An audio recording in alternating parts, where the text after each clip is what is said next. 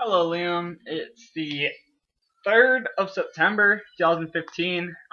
Really excited to be making a video again. It's been a few days. I had duty, and it's been a long couple days. Trust me. Work is a blast. Yeah, you do what you can for your family. So you'll learn that one day. You'll go through all the craziness that is your career just for your family. You. Sometimes you want to say stuff, people, because yeah, you could be in the wrong, sort of, but life can definitely be stressful, and um, you weren't looking at every aspect, and almost no one else is either. People just see one thing, they drive with it. They don't really take into consideration anything else that's going on. So I just encourage you to take in to consideration that there's more than what's going on than what's in front of you. So I got some history from September 3rd throughout the years. So 1777, it's from the American Revolutionary War. During the Battle of Cooch's Bridge, the flag of the United States is flown in battle for the first time. 1783, just 6 years later, still in the Revolutionary War, the war ends with the signing of the Treaty of Paris by the United States and the United Kingdom, or at that time it was called the Kingdom of Great Britain. In 1939, World War II, France, United Kingdom, New Zealand, and Australia declared war on Germany after the invasion of Poland, forming the Allies. It's a pretty good day history so far, right? You got a lot of craziness. You got some good, you got some bad. 1954, German U-boat, the U-505, begins its move from a specially constructed dock to its site at Chicago's Museum of Science and Industry. Sure, hopefully in the next few months or so, or next time you visit Illinois, we'll go there. I've been to the museum. I've never seen that submarine. I'd love to see that submarine. Definitely never seen a U-boat in real life. So that'd be really interesting to see what it looks like, especially World War II. So definitely take you there someday. Hopefully get to learn something. But I just love Chicago, so I just want to go back really badly. It's been a while. But anyways, I just want to jump into God's word for you. So last took off from Adam to Noah, which was a super interesting chapter. Sorry. But now I'm going to read about the flood, which covers from Genesis 6 to finishes Genesis 8. So it's quite more than I usually read to you, but definitely looking forward to reading as much as I can read to you the next week or so. Alright, so Genesis chapter 6, verse 1, the flood. When men began to increase in number on the earth, and daughters were born to them, the sons of God saw that the daughters of men were beautiful, and they married any of them they chose. When the Lord said, "My spirit will not contend with man forever, for he is mortal. His days will be 120 years." Wow, really narrowed that one down. Holy cow. The Nephilim were on the earth in these days, and also afterward, when the sons of God went to the daughters of men and had children by them. They were the heroes of old, men of renown. Lord saw how many. Don't you love when you get some tongue twisters for no apparent reason? Sorry, long day. The Lord saw how great man's wickedness on the earth had become, and that every indication of the thoughts of his heart was only evil all the time. The Lord was grieved that he had made man on the earth, and his heart was filled with pain. The Lord said, "I will wipe mankind, whom I have created, from the face of the earth, men and animals, and creatures that move along the ground, and birds to the air, for I am grieved that I have ever made them." But Noah found favor in the eyes of the Lord. This is the account of Noah. To get in the account of God, you got to be pretty spectacular human being. So not everyone is chosen for a very high call, but we're about to talk about Noah here, who's got one of the highest calls of the Bible. Definitely one of the most influential. Noah was a righteous man, blameless among the people of his time, and he walked with God. Noah had 3 sons, Shem, Ham, and Japheth. Now the earth was corrupt in God's sight and was full of violence. God saw how corrupt the earth had become, for all the people on earth had corrupted their ways. So God said to Noah, I'm going to put an end to all people, for the earth is filled with violence because of them. I'm surely going to destroy both them and the earth. So make yourself an ark of cypress wood. Make rooms in it and coat it with pitch inside and out. This is how you are to build it. The ark is to be 450 feet long, 75 feet wide, and 45 feet high. Make a roof for it and finish the ark to within 18 inches of the top. Put a door on the side of the ark and make lower, middle, upper decks. I'm going to bring floodwaters on earth to destroy all life under the heavens, every creature that has the breath of life in it. Everything on earth will perish. But I will establish my covenant with you. You will enter the ark, you and your sons and your wife and your sons' wives with you. You are to bring into the ark 2 of all living creatures, male and female, to keep them alive with you. 2 of every kind of bird, of every kind of animal, and of every kind of creature that moves along the ground will come to you and be kept alive. You are to take every kind of food that is to be eaten and store it away as food for you, and not for them. And for them. Holy cow. Oh my gosh. And for them. Jeez. Don't keep it all for yourself, Noah.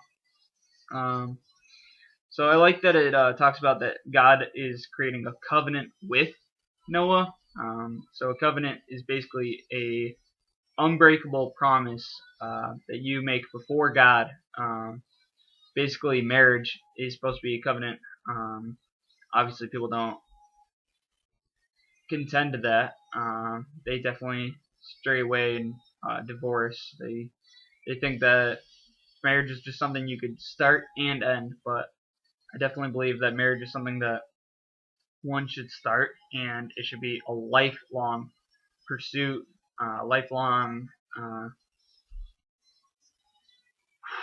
Choose your words carefully, Benjamin.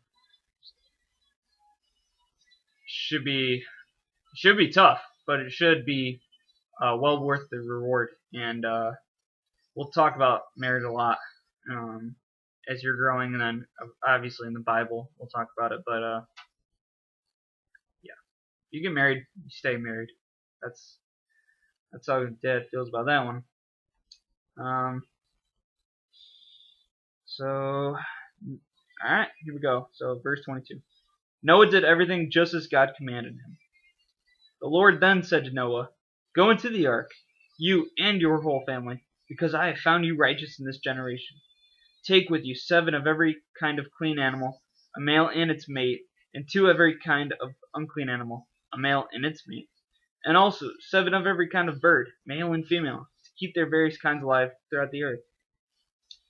7 days from now I will send rain on earth for 40 days and 40 nights. I will wipe them from the face of the earth, every living creature I have made. And Noah did all that the Lord commanded him. Noah was 600 years old when the floodwaters came on the earth, and Noah and his sons and his wife and his sons' wives entered the ark to escape the waters of the flood.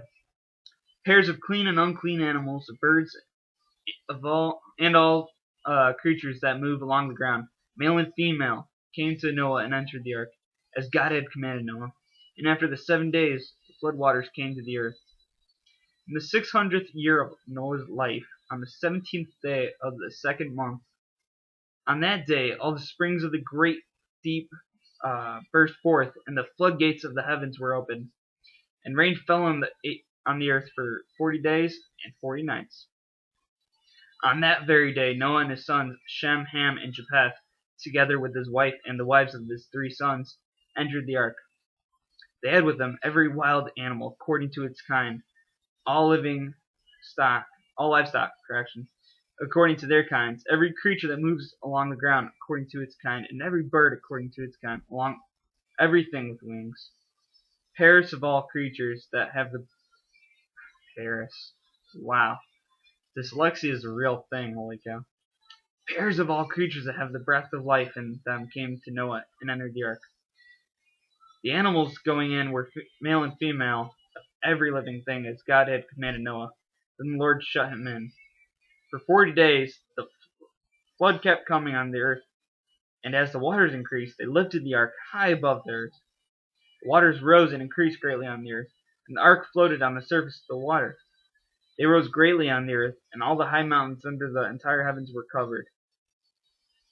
That's pretty high. That is a lot of water.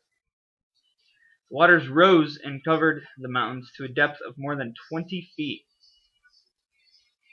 Wow. Every living thing that moved on the earth perished. Birds, livestock, wild animals, all the creatures that swarm over the earth, and all mankind. Everything on dry land that had the breath of life in its nostrils died.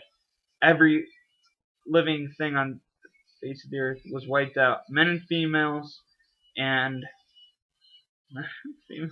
men and animals, and the creatures that move along the ground, and the birds of the air were wiped from the earth.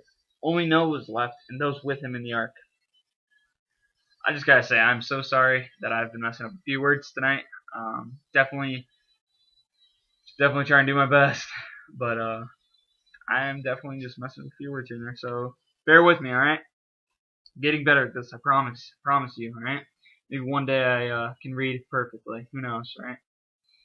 So the waters flooded the earth for 150 days.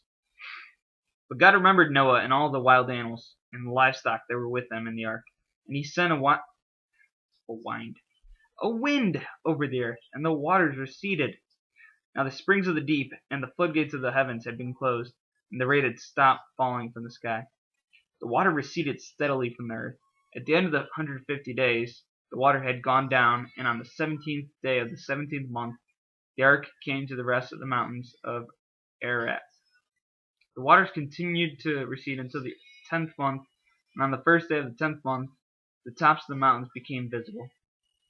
After 40 days, Noah opened the window he had made in the ark, and sent out a raven, and it kept flying back and forth until the water had dried up from the earth. Then he sent out a dove to see if the waters had receded from the surface of the ground. But the dove could find no place to set its feet, because there was water over all surface of the earth. So it returned to Noah in the ark. He reached out his hand and took the dove and brought it back to himself in the ark.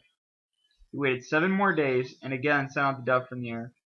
When the dove returned to him in the evening, there in its beak from a freshly plucked olive leaf was a freshly plucked olive leaf. That's cool. That's good news. Then no one knew when the water had receded from the earth. He waited 7 more days and sent the dove out again, but this time it did not return him. Dun dun dun. By the first day of the first month of Noah's 601st year, the water had dried up from the earth. Noah then removed from the covering from the ark, and saw that the surface of the ground was dry. By the 27th day of the second month, the earth was completely dry.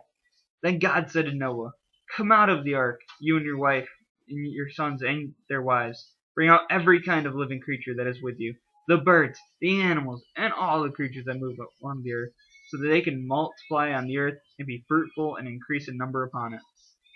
So Noah came out, together with his sons and the wives, and his sons' wives, and his wives. Wow, his wife. One wife, singular.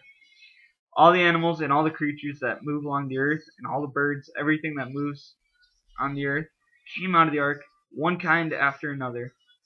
Then Noah built an altar to the Lord, and taking some of all the clean animals and clean birds, he sacrificed burnt offerings on it. The Lord smelled the pleasing aroma, and said in his heart, "Never again will I curse the ground because of a man, even though every inclination of his heart is evil from childhood. And never again will I destroy all living creatures as I have done. As long as the earth endures, seedtime and harvest, cold and heat, summer and winter, day and night, will never cease."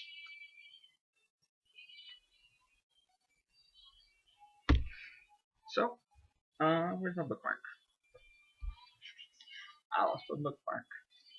I have no idea where to put it. Anyways, so holy cow, Dead was rough on reading that. I hope you got something from that. I know I did. So God realized at the end of this that probably shouldn't punish humans and um, for their sinful nature because of what um, that we fell and that we were tempted by the devil and so okay maybe he needs to be more lenient with us, show more mercy. Mercy, by the way, is defined as God withholding that with which you do deserve, as opposed to grace, God giving to you that which you don't deserve. So, uh, basically, yeah. So, yeah, He's gonna give us mercy.